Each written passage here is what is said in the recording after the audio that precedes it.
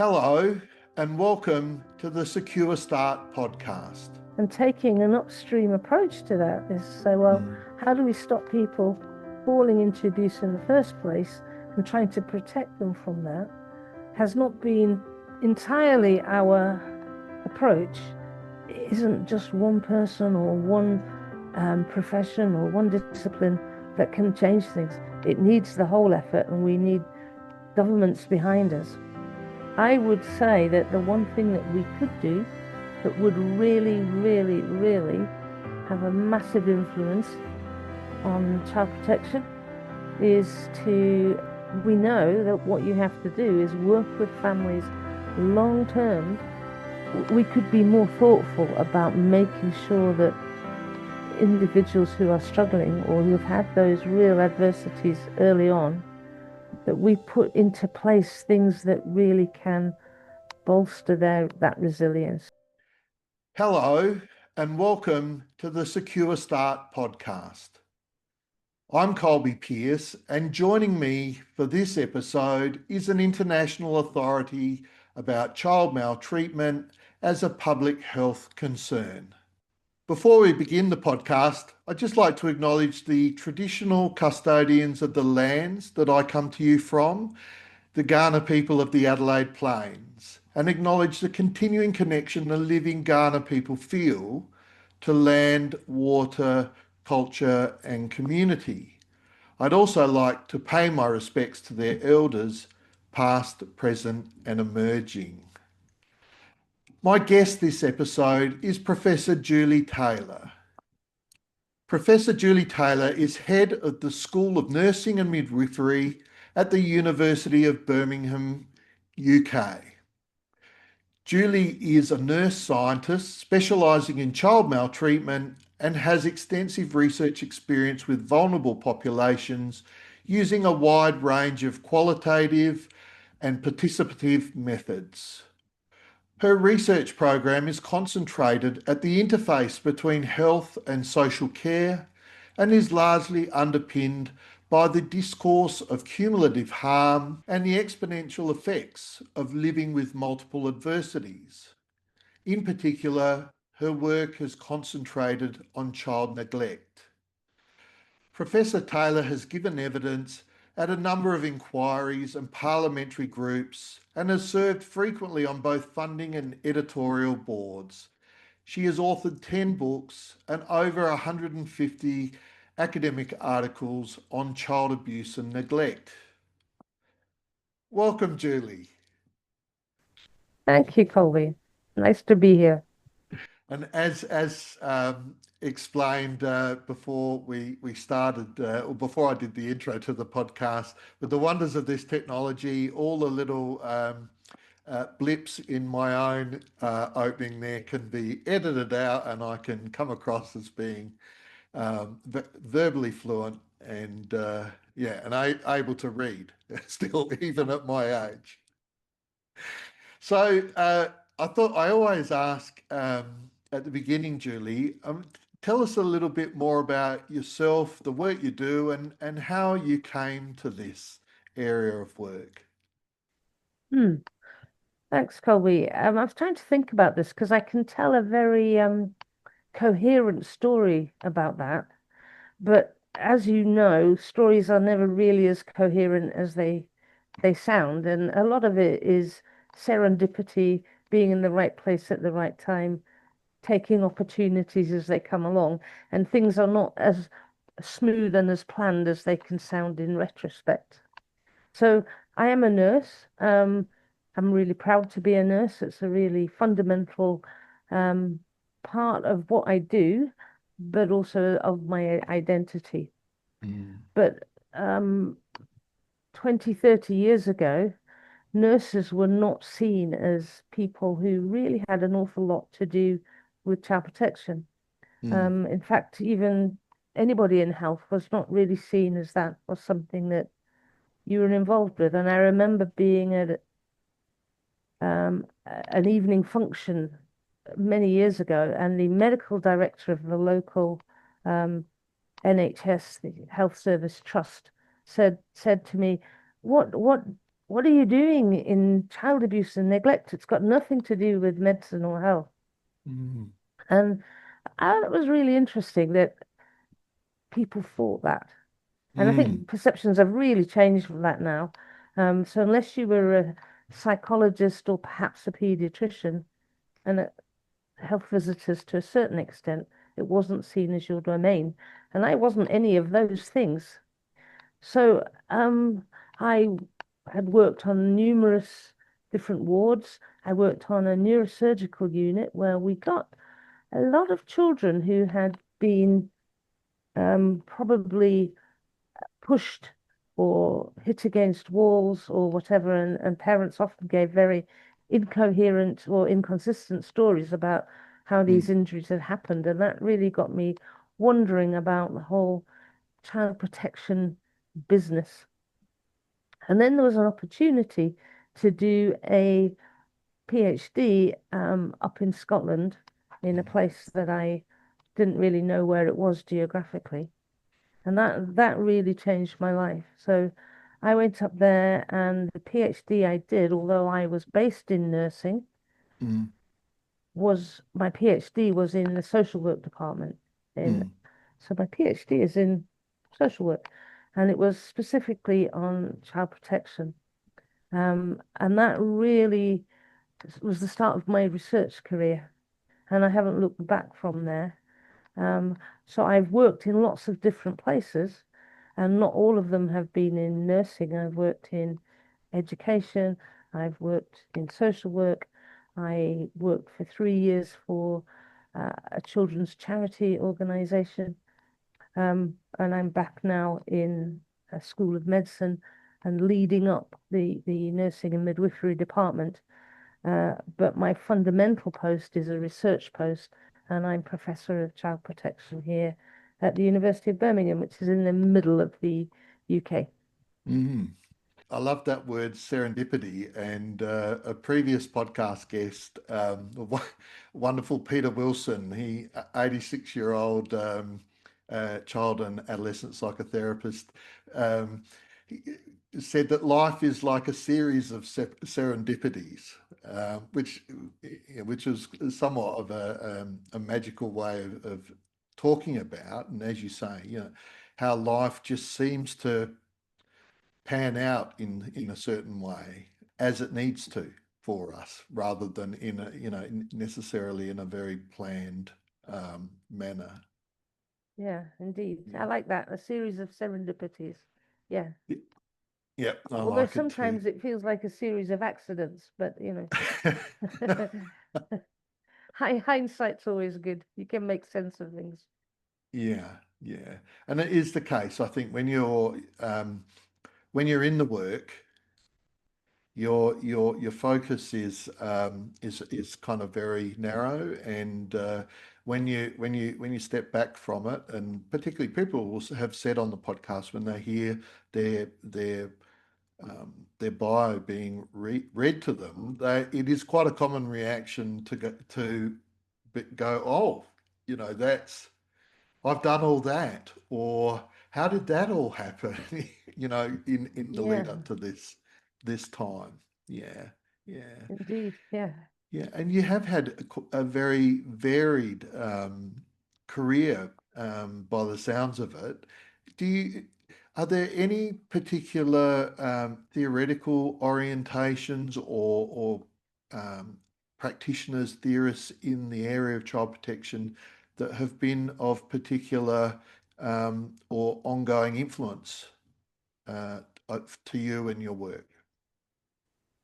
Um, yes, I guess there are, Colby. I think one of the things that I've always been really keen to do is to take models or theories that have been used in a completely different context and Mm, see if we can learn anything in child protection from applying those models within child protection.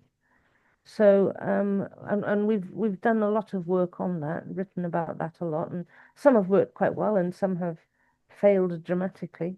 But there's always learning in those. mm, I think the model that probably is fairly common and most people would use is the socioecological model. So Bronfenbrenner's 5-stage socioecological model, a SEM. We've used that in lots and lots of different ways. I think it still holds really well within this work. So, taking things from both what are the things that we can do individually that we can or can't change? Probably we can't change a lot of them. And then within a parental sphere, then the broader society, and then the whole political milieu that we work with and so on. So working outwards from in and looking at the different factors of influence within that, because these things don't happen at an individual level. The other theorist that I've really used and I really, even for my PhD work, is Aaron Antonovsky's Salutogenesis. And it's interesting, I've heard of that. Well, we've just come full circle with that one. So Antonovsky was a someone who looked at theories of, well, the theory of pathogenesis. So pathogenesis is what goes wrong. We get ill because something's gone wrong. There's some bug or something that's gone wrong. Whereas salutogenesis is the opposite of that, is saying, well, what keeps us healthy? So why do we stay well? And people often see that as resilience, but resilience is often an individual thing. So you didn't do well after you were abused as a child, and somebody else did quite well. So you're a bit of a failure and they're a success because they had individual things that they were more resilient, and it makes it individual. Whereas salutogenesis is saying, well, what are the things that are around us that help somebody be resilient or do well? So these things are not unusual. We know really well within child maltreatment that things that really help are having supportive adults. They may not be your parents, but other people who are really supportive in your life can really help you. Having consistency and somebody that you can look up to. We know all of those things, and it's not down to an individual child to be able to thrive.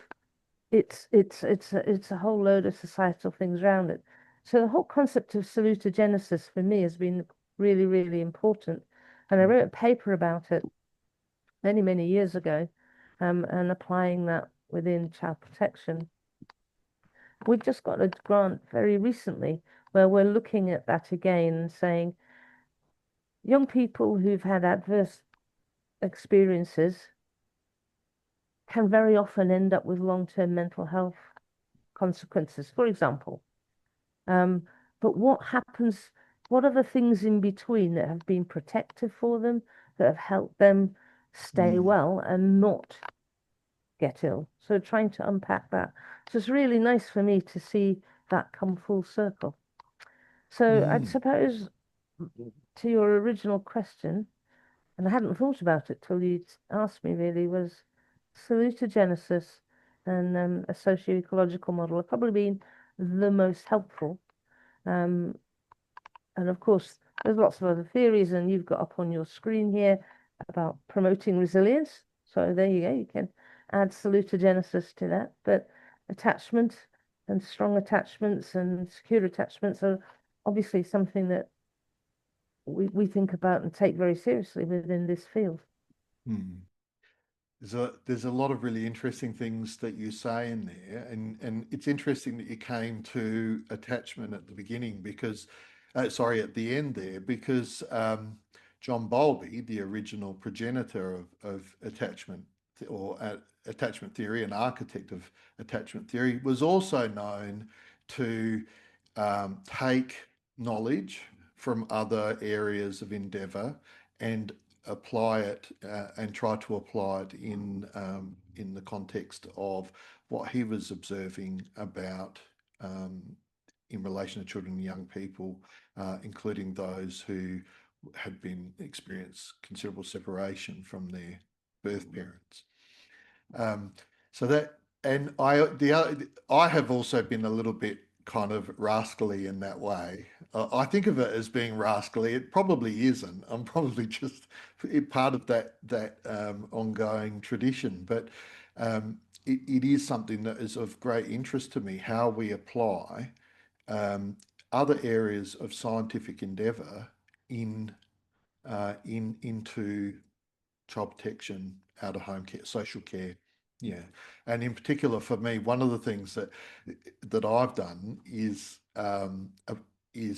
articulate a way of thinking about learning theory, Skinner's learning theory in attachment. And in fact, the there's a little story at the beginning of each of my attachment books about mice. It was a story of three mice, and then it was a story of four mice, an attachment story.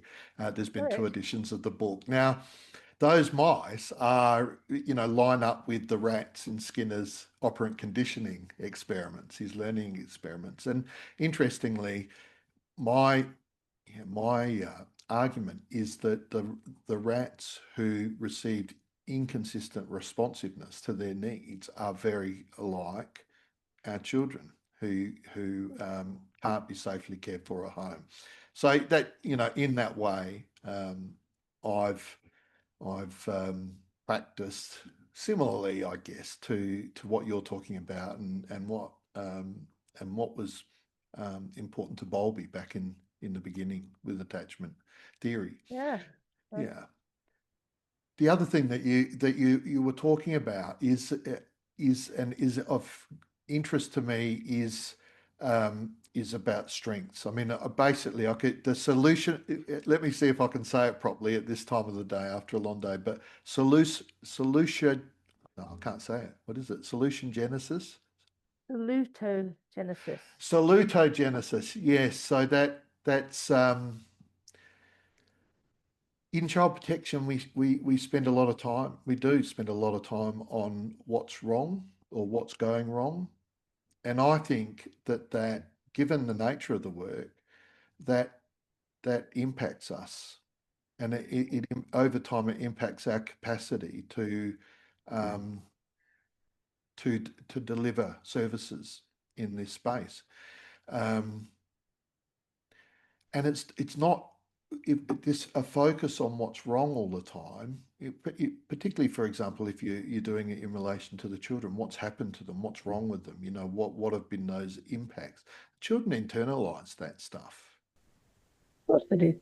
So I always argue that we need to have and I use um, I take the symbolic interactionist kind of philosophical view, which is around or the looking glass self. This idea that people see themselves as they experience others to see them, and children that is particularly so. Adults try to influence how other people see them, but children are very vulnerable to it. So I think that we need to balance our work with an appropriate level of acknowledgement of the harm that is done and the impacts of the harm that is done, but also on more taking a more strength-based view.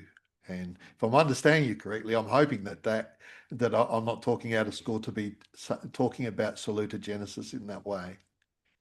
No, no, that accords very well. Yeah. Yeah, yeah, that's terrific. Now, it's not that they're not the only ways of thinking about the work that you are known for, and for which I approached you. Um, I'm also aware that you're very interested, as I read a bit in the bio, you're very interested in seeing child maltreatment as a public health concern. Can you tell us a little bit more about that, what you mean by that, and perhaps any research or other endeavour that has occupied you in relation to that? Yeah, I think having a public health approach or a mindset towards violence, towards abuse, and so on now is not particularly uncommon. I think many child protection systems are based on a public health model as opposed to a more forensic model that we used to use. Um, so it's not that unusual now, but Mm. it's been a gradual shift, I think, that we tend to see things. So this fits in very much with what I've already talked about in terms of socioecological models, all the different influences that come to us. But if we look at things like well, yeah, in public health, the one model that the one analogy that people use a lot is that and you'll have heard this, but here's this Mm. river flowing down, and we're stood at the edge of the river, and we can't work out why all these people are floating past in the river, and we keep, or children in particular, we keep hoiking them out, and some of them are already dead. Some of them we're busy giving them resuscitation on the side and bringing an ambulance, sending them off to hospital or whatever. And we're so busy concentrating on pulling people out of this river that we don't walk upstream to see, well, why are they falling in the river in the first place? Mm. So are they being thrown in? Are they being pushed in? Are they jumping in?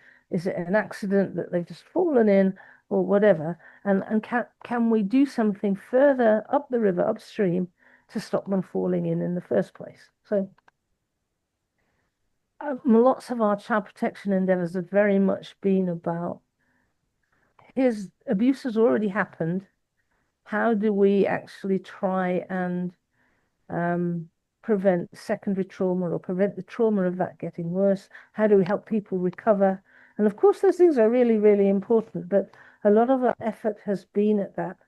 And taking an upstream approach to that is say, well, Mm. how do we stop people falling into abuse in the first place and trying to protect them from that has not been entirely our approach. It has been over recent years, but it's quite hard to do Mm. because within a child protection world, as we know, that there are lots of reasons why, and we don't always know what those reasons are. Still, we don't know enough about that. But why do children get abused or neglected? Why do some parents not don't have the parenting skills to deal with children or to be good parents and so on? So Mm. and what do we do about that? And how early do we start with that? And so forth. Mm. And anyway, even when we do all of those things upstream, there are still people who fall into the river. So we still need downstream efforts to Mm. bring them out and help them recover. So for me, it's been really exciting, I think, to see a lot of our efforts move further upstream,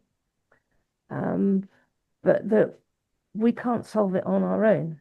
Mm. So, I go back to another really big health concern was, and that made all the difference, was the introduction of seatbelts in cars. So Mm-hmm. you were in a car accident quite a few years ago, you would before seatbelts, you'd pretty much be either dead or really severely injured. Mm. And introducing seatbelts just cut all of that injury and the trauma of being in a car accident down tremendously. But it wasn't just to do with the technologies in cars that introduced those seatbelts. It was also to do with um, making safer speed restrictions. It was to do with making better roads. It was to do with Mm. improving engineering in cars. It was also to do with getting a whole appeal going so that people understood that it was important to wear a seatbelt. You had to get it to be law, and I think most Mm. countries now have a law about that and so on. So it wasn't a single effort by some small campaigner who could see people were dying in car accidents.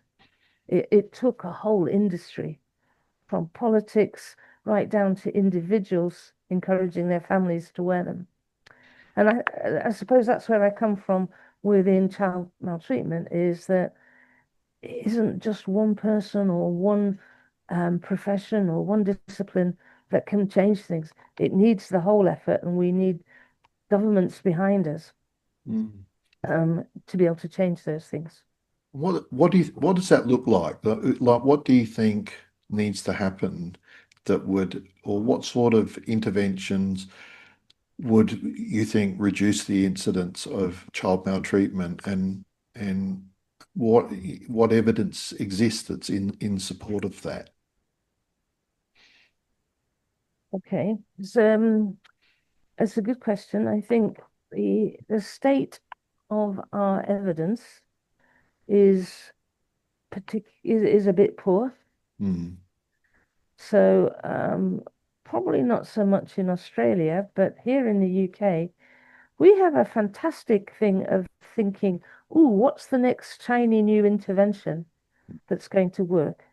And we'll pluck it off a tree, and we'll often borrow it from the Americans, um, and we'll change it around a bit, and we'll say, "This is our new intervention. We're going to throw great effort at it." So there's loads, family nurse partnership, Sure Start, all sorts of different models. We'll throw everything at that.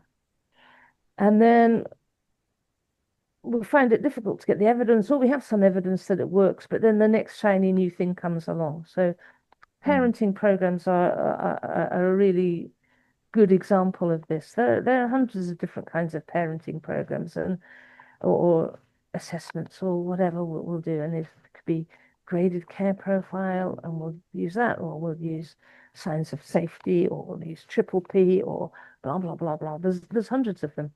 I've written And some. yeah, well, exactly. And Today even I was writing one. were you? Well, there you go. Yeah. And the principles of them are good, and we know those principles work, but they're costly mostly, and they're resource intensive, and they don't work all the time. They work with some families, but not all families, and they're quite hard work. And people often want quick wins, and Mm. so, oh, we'll use this one. Oh, no, no, we'll just now use move on to this one. So we've very recently we had a small funding to evaluate a particular model of safeguarding in a local area, and they'd thrown everything at it. It was, this was going to change the world. And 6 months down the line, they found it hadn't really changed much, or in their heads it had changed a lot. Everybody really liked it, but there was no data to support that, or we couldn't get the data, I couldn't link the data that showed that. Mm. So that's too difficult. So they've now dropped all the funding for this fantastic shiny one, and we've gone on to another one now, and we're going to do that one. So I just got to watch the space, because I'm going to give it a year, 18 months, and there'll be something else. Mm. So I'm trying to come back to your question here, is that what would make the difference? I think that we have a lot of evidence about the kinds of things that work or show promise. Mm. But what we don't have is a package that definitely shows this works and really makes a difference, enough for us to have enough evidence about it and move on.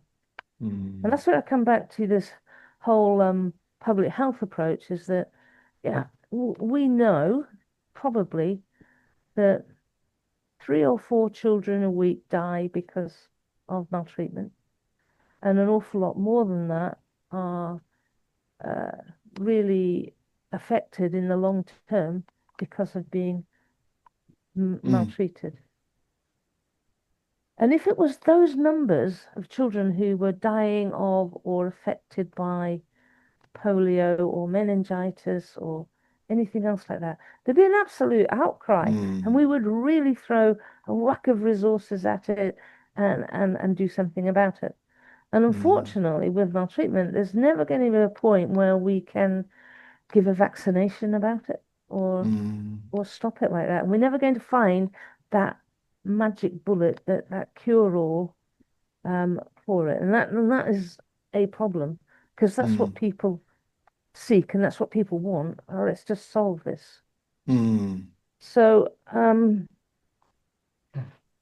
if there was one thing that we could if it was one magic bullet, and it isn't the only magic bullet, I would say that the one thing that we could do that would really, really, really have a massive influence on child protection is to eliminate poverty. Yeah. All right. So I'm not saying that poverty causes child maltreatment, but there's a very strong association, and we know that it can exacerbate difficulties and stresses for people and so on. And if we were Mm. to deal, or if governments were to deal properly with poverty, that's the one thing that I think we would see an exponential decrease in child protection cases. Um, but that isn't going to happen. Yeah.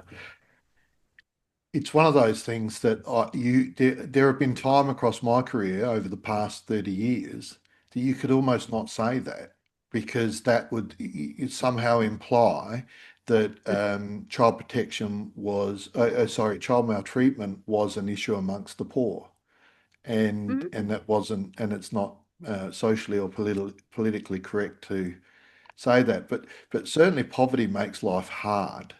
And when you put people under hardship, then the cracks can open up. The cracks can occur in the way in which they approach life roles and relationships. You're absolutely right. Poverty hits everybody hard, and we're seeing Mm, an awful lot of that now with increased rises of that. Most parents, almost all parents, love their children and want to do the best mm, by them. yep. Absolutely, they do. Um, but like you say, poverty causes those cracks, and Mm, very often that falls on the poor more than it does than it does those who are more socioeconomically well off. So it is easy to be a good parent, or easier to be a good parent if you're not worrying about where your children play, who they're playing with, who's coming in and out of the house, whether mm, you can put food on the table, whether you're going to have to do something else to get food, whether life's just been so difficult for you that if you have other challenges with your mental mm, health or with substance misuse, or you're trying to deal with domestic violence in the home. And mm. on top of that, you don't have enough money, Yeah, it becomes really difficult. yeah. And it's not to say that at all that maltreatment is something that's the domain of the poor, not at all. Mm, But there's a very close association, and there's irrefutable evidence about that now, I think. mm, mm. I had Ben Perks on the podcast, and I think he has an appointment at the University of Birmingham too, and he's the head of policy and advocacy in child protection and child development at UNICEF, and he's written a book on about how we go about eliminating child maltreatment from a public health. Well, how we go about eliminating child maltreatment, and he uses very much that a public health model. And I think poverty is a big aspect as you talk about just making life a little bit easier, less harsh for parents, um, supporting parents. In his book, he does talk about things like paid parental leave. The only problem with that is that the poor often don't have, in certainly in my jurisdiction, the poor don't always have those opportunities because they're not always in work. Mhm. Um, I think, which is not to say that I think it's a bad thing. I think paid parental leave is something that um, that governments can easily do to relieve hardship for working parents. I also think Ben also talks about, he does actually talk about parenting programs. And, you're right. There's a plethora of them. Um, but we do have parents who, um, and I think in my jurisdiction, I recall that the point was made that a lot of our children in care at any one time are the children of children who are in care, and there are certain families where intergenerational transmission of maltreatment is a significant issue, and there are ways into we can, I guess, deliver family support, including training on how to, on simple basics around parenting that the parents themselves may not have really had exposure to during their own growing up years. Um, yeah, access to child minding, to childcare. Yeah, I think there are things that would help. But we need to do them to develop it is a perennial problem, I think, that what we know what we think should happen, but it's been such an under-resourced and perhaps in some ways under-researched area, particularly around things like what we're talking about, that we're trying to make an argument for additional funding in circumstances where we just don't have the data to back us up, I think. And another thing I would say about, and this is something that I've actually been thinking about a lot today, is that if you do, for example, if you're doing a parenting intervention, that you're doing parent training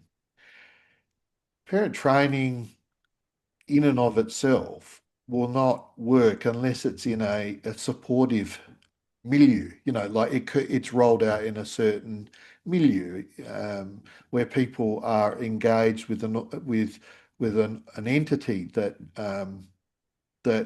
supports them, that develops, that has a working relationship with them, and allows them um, to be able to feel safe and supported and think about the role, think about what's being imparted to them. I think, yeah, kind of like placement preservation services, child and family services, those things do get funded. But yeah, there's always more that we can do. Yeah, I mean, I think you talk about that ecological model and going out and out and out, and so in those circumstances, you have to think about, well, who are the people who are supporting the families, and how are they supported so that they can be the best versions of themselves as Mhm.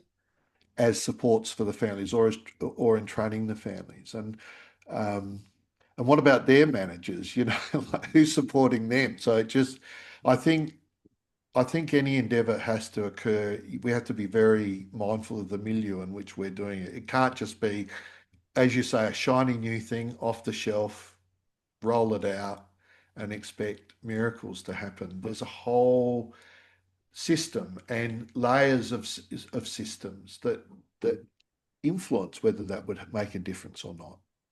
Of course there are. There are key ingredients that we know we have to do. So, in neglect particularly, we know that what you have to do is work with families long term, consistently, with a consistent support over a Mm, very long time.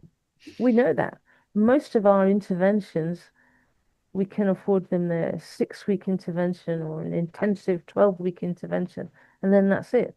And we don't have that sustained relationship with people over years and years that we need. mm. That's not what's funded.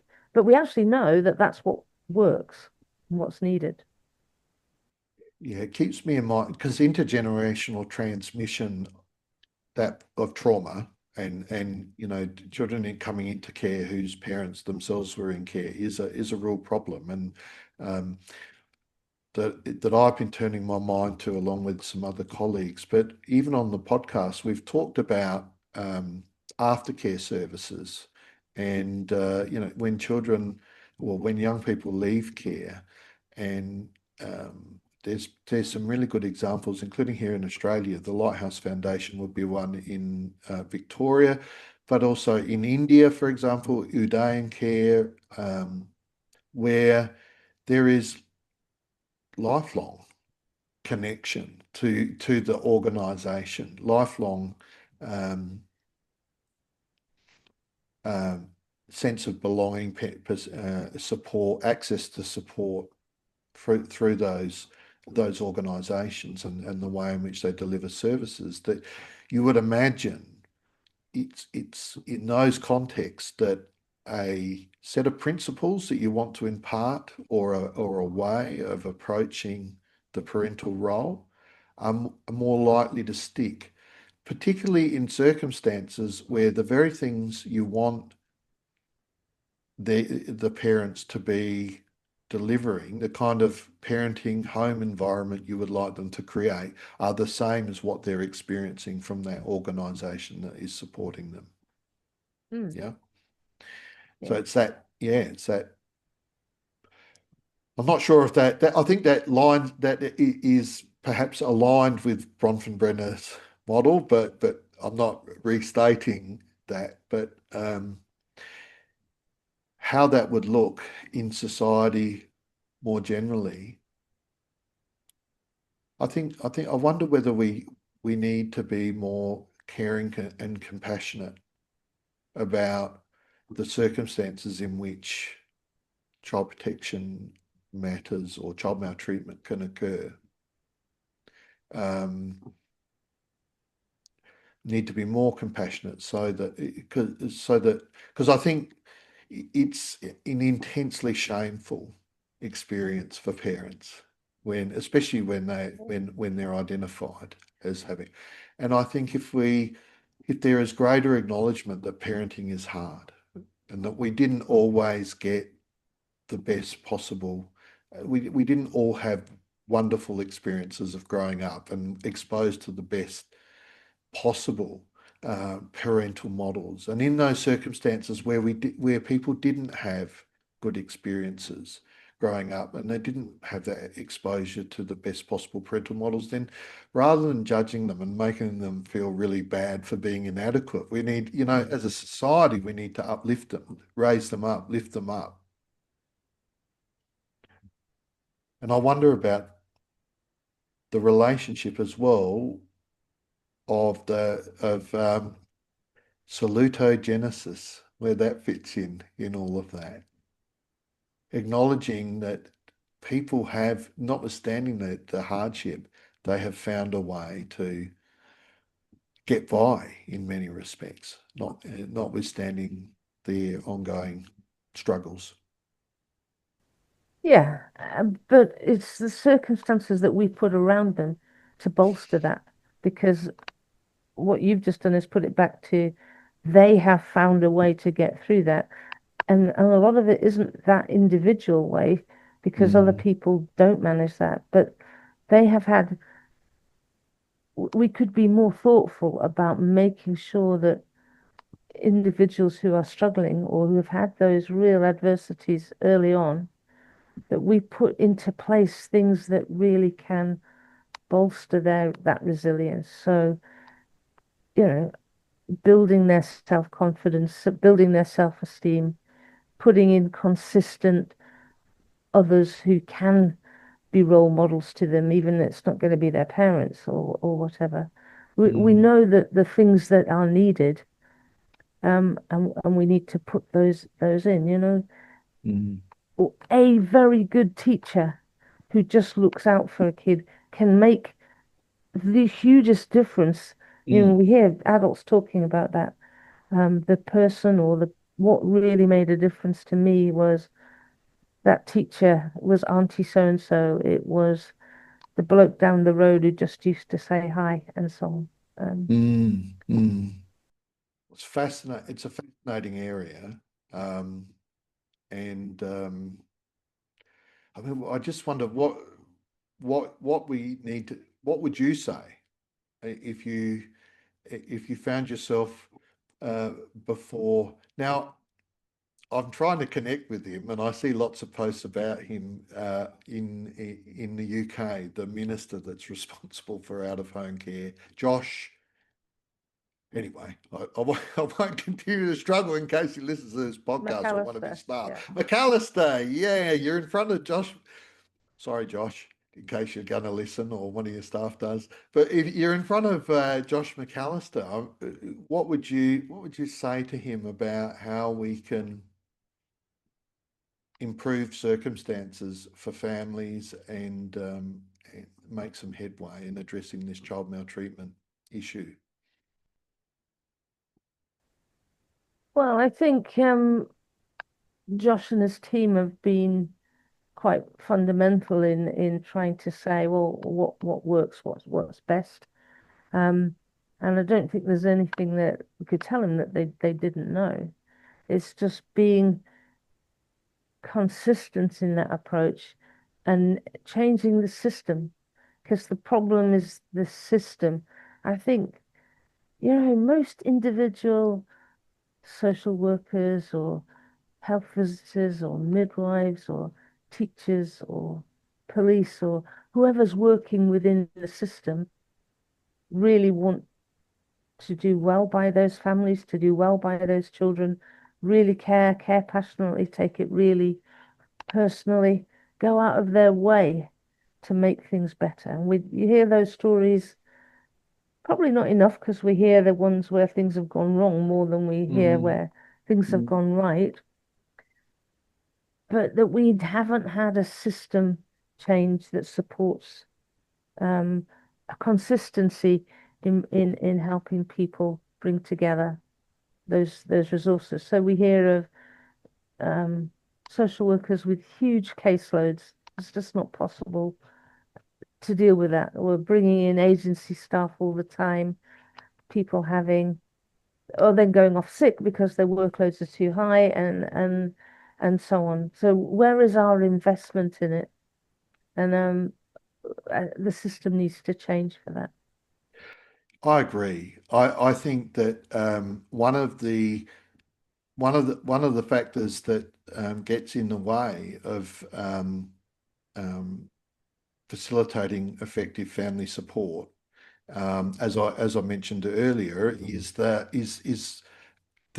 role of the organisations, including statutory organisations and statutory child protection organisations and entities, sorry, that that work in this space. So we can implement universal home visiting and universal parental access to parenting training and universal access to cheap childcare and universal access to um, parental leave. But governments can do all of that, and I think there is arguments that that would make some difference, but it's the people on the ground who are rolling out some of those things, especially you listed a number of those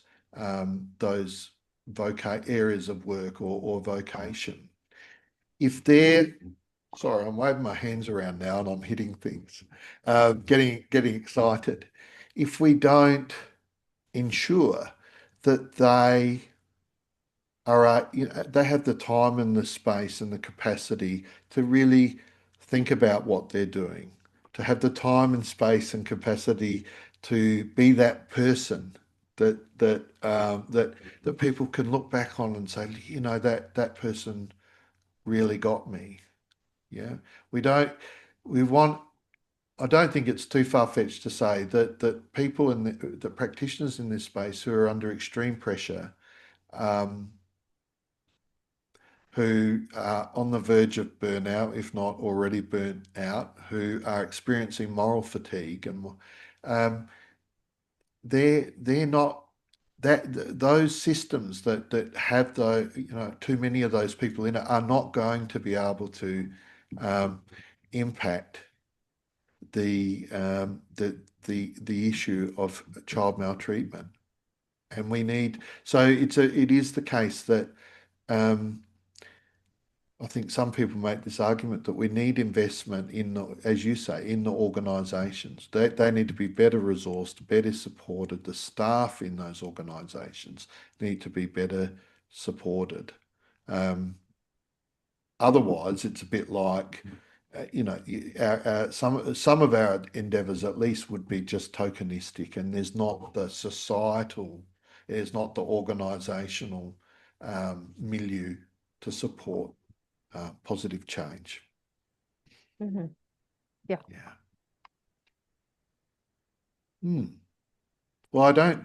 I see a lot of Josh McAllister on online because I get a lot of stuff from the UK. So it seems like there's a bit of hope amongst at least some of the people that who I'm connected with online about what might be able to be achieved in the UK.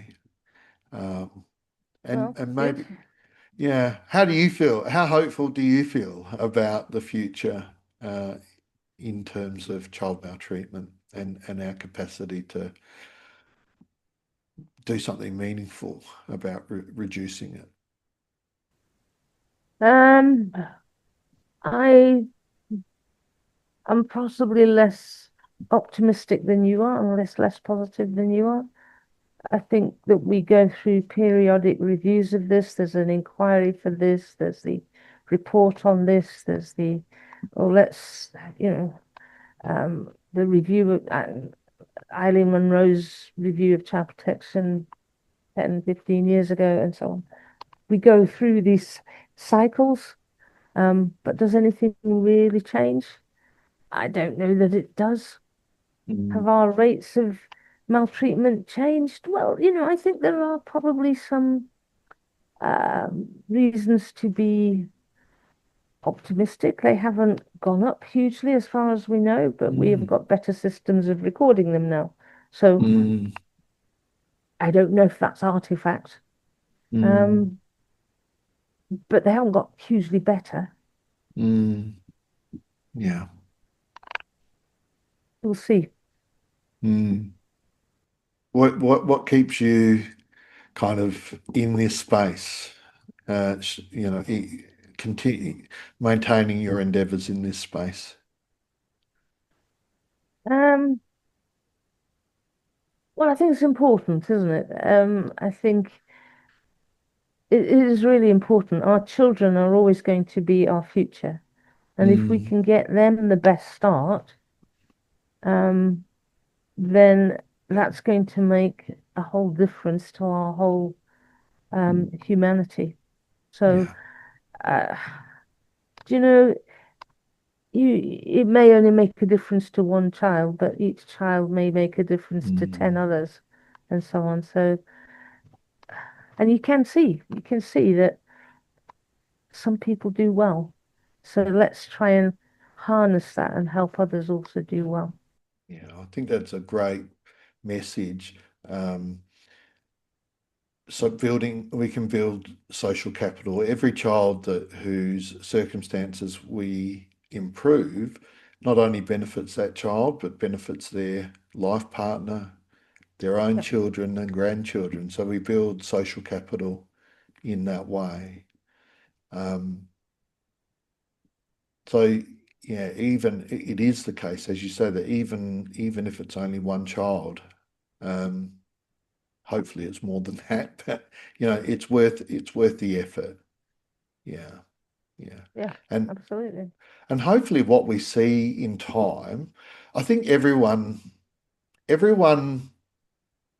who works, I guess, in public health and mental health and social welfare would anticipate that if we can build this social capital, if we can change the lives of our children who are experiencing hardship and improve their circumstances, that the spend, the commitment, the energy that is put in there will pay dividends down the line in terms of public health or public issues like mental health, addictions, crime, um, and family violence, and so on.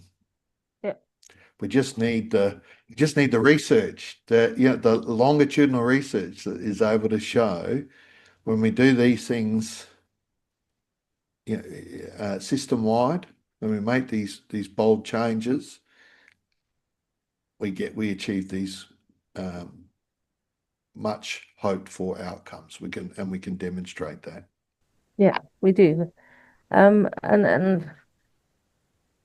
there are people who are working in that space who are beginning to be able to show that cause and effect kind of thing between doing this will lead to this long-term outcome, and it was the intervention that made a difference. Yeah. But we're not terribly good yet at linking all of our different data to be able to definitively show those things. So there is a kind of watch this space, but we are making progress, I think, and there's reason to be hopeful. Yeah. Yeah. That's good to know.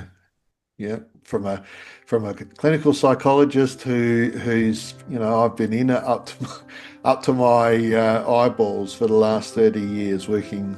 I happily say to people, I've never been promoted. Yeah, I've never advanced in my career in the sense. I've always just stayed at the coalface, so to speak, of delivering therapeutic care and therapeutic services, particularly psychotherapy services, to children and young people. So it's nice. This podcast is a nice place to kind of put my head up from the grindstone and talk to people in a more general way and a more system-wide way about our area at work. So thank you very much for making the time, Julie, to come on, Thank you for having me. and I wish you well in all your work going forwards. And to you too, Colby. Thank you.